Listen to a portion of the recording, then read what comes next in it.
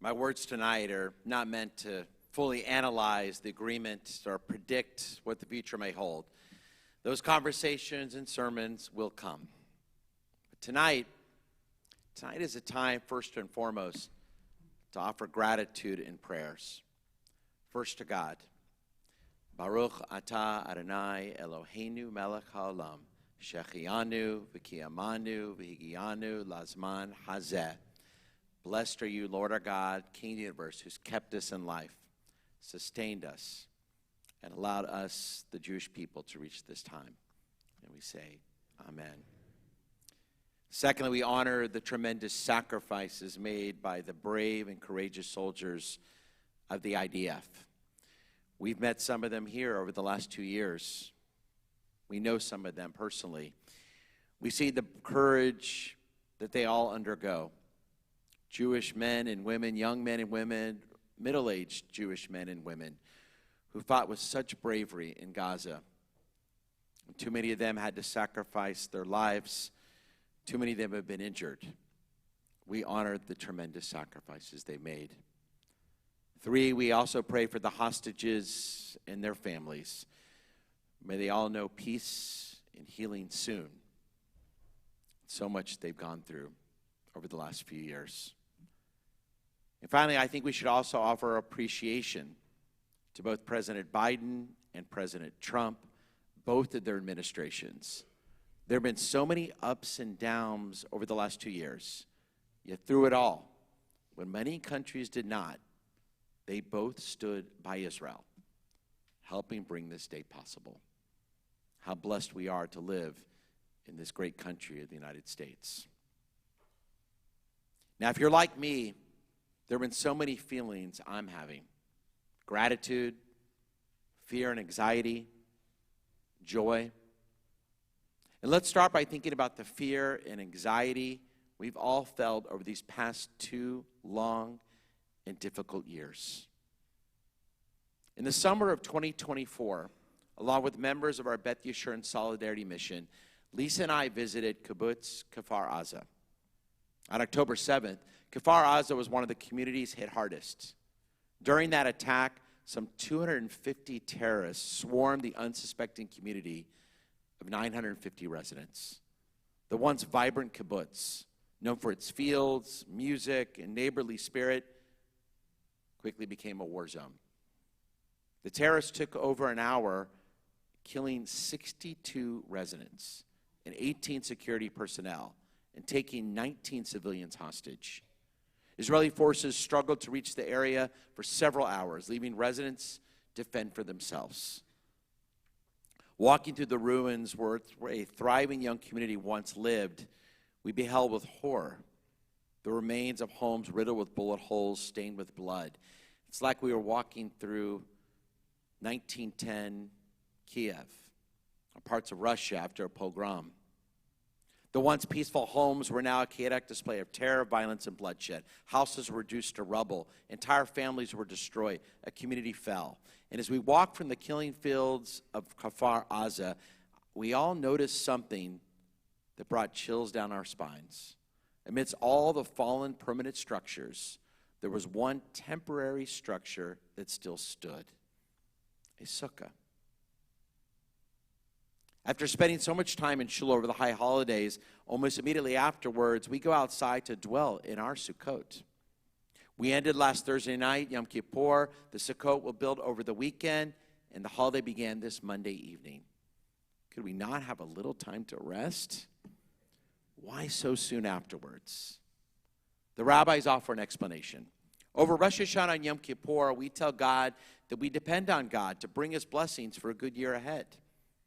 Now in Sukkot, go prove it. Go outside in the emerging rains and colder weather in most of the Jewish world, unless you live here in Houston, go outside in 90-degree weather.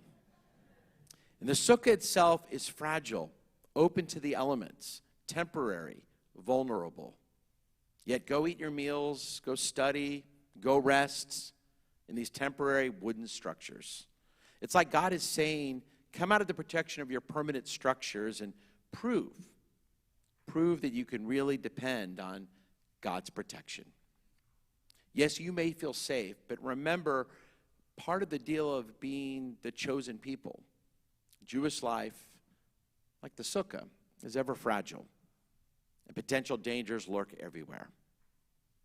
The Sukkah is a house that reminds us that it really isn't a home at all. It's a parody of a house, fragile, temporary, exposed. And for 8 days, we step inside it to remember that no walls of wood or stone can ever guarantee our Jewish safety. Not from the winds that shake its roof, and not from the hate that is always lurking beyond its walls. And this kind of anxiety, this type of fear, have captured these past 2 years. Again and again, you and I saw that the modern-day blessings of Jewish statehood and the freedoms we enjoy as American Jews should never be taken as a given. These past several years have taught us that whatever we once called normal is gone. We discovered that anti-Semitism was never erased. It was just dormant. And when it awoke on October 8th, October Hate, as the movie so frighteningly demonstrated to all of us, when it awoke, it did so with a vengeance, tearing away the illusions we didn't even realize we were living under post-World War II. Shattering the sense of safety we believed we had finally earned as Jews in the modern world. We learned who stood with us and who quietly turned away. It was at best disheartening, at worst deeply frightening. For nearly 70 years, we've been told that the Jewish story was one of steady progress, at least in the West, that we had at least been accepted, embraced, secure. We thought we had moved beyond the shadows of history. But unfortunately, history, it seems, was only waiting to remind us that the hatred directed towards Jews, towards you and me, never truly disappears. It's like we've been living in a sukkah ever since that dark day of October 2023, exposed and vulnerable. Was it by chance that a sukkah at Kfar Aza remained standing, or was it spared to serve us as a reminder that that delicate balance of Jewish history was shaken yet again on October 7th? Yet, here's something so interesting. We dwell in these temporary, vulnerable Sukkot, and yet Sukkot is also called Zman Simchatenu, a festival of joy. The only holiday called this, not Purim, not Hanukkah, but Sukkot.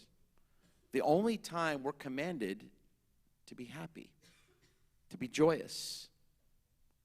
The resurgence of anti-Semitism does not prevent us from celebrating, especially now. Finally, 2 years later, we can dance again. We have prayed for this day for a very long time. Many of us, including myself, was not sure we'd ever see it. A deal to bring the final hostages home. We can breathe again, smile again, dance again. Yes, the Torah commands you and me, and you shall rejoice on your festival of Sukkot. So we would expect that we'd be commanded to do things that naturally bring us happiness. But Sukkot in the Torah tells us the opposite. Take a lemon and some branches and wave them around like lunatics. Leave your home, your comfortable bed, your protective walls. Go sit in a flimsy hut in complete vulnerability. Why? Why?